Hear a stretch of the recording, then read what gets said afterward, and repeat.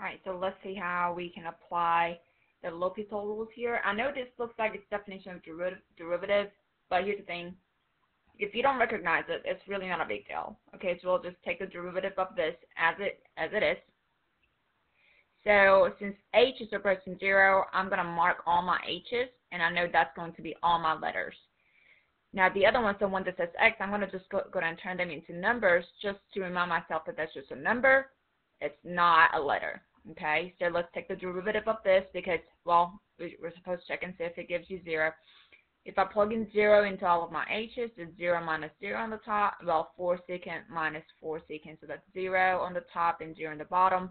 So it's 0 over 0, which applies L'Hopital's rule. It's limits and it's 0 over 0. So let's apply the L'Hopital's rule. So limit as h approaches 0. The derivative of the top, so 4 is a constant multiplier, so it stays there. Derivative of secant is secant tangent, so secant of itself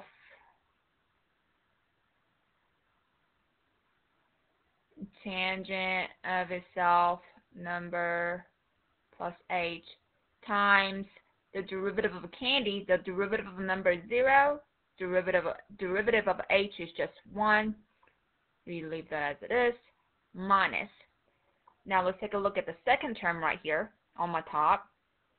You see how 4 is a number, and secant of number is also just a number. So therefore, this entire thing is just a big old number, which if you take the derivative of that, it's just 0. And derivative of h is 1. Okay.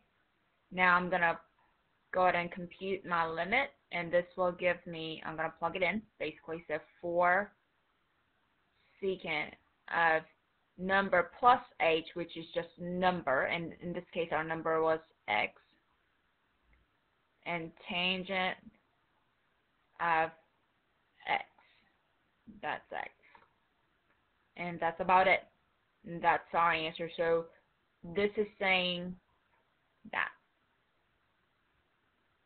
Good. Now, if I really knew the definition of derivative way, I'll do it the other way, but I'm kind of afraid to teach that as of right now. But let's just practice L'Hopital's like this, okay? Let's take a look at this one.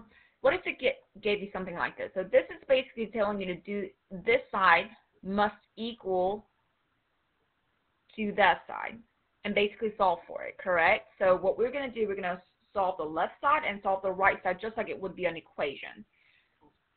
If I take a look at the right side, I kind of see that there isn't much that I can do on my right hand side, so I'm going to go ahead and work with my left hand side.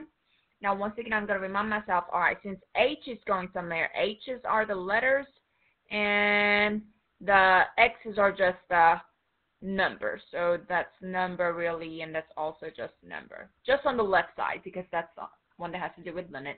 If I plug in 0 on the top and the bottom, it kind of gives me something weird that we don't even know what it would be, right? So I'm going to go ahead and take the L'Hopital's here.